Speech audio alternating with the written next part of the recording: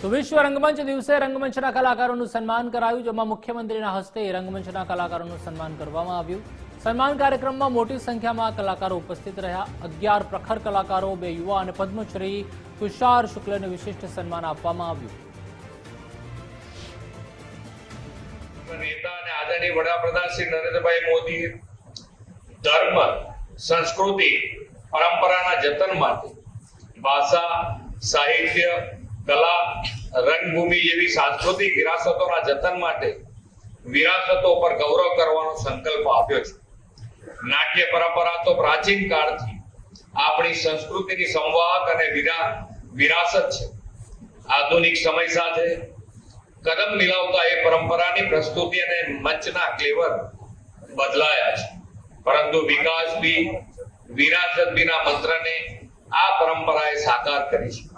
આવી ભવ્ય કલા પરંપરા સાથે જોડાયેલા કલાકારોને સન્માનિત કરવાનો અવસર મને વિશ્વ રંગભૂમિ દિવસે મળ્યો છે, તે પણ મારા માટે આનંદનો અવસર છે।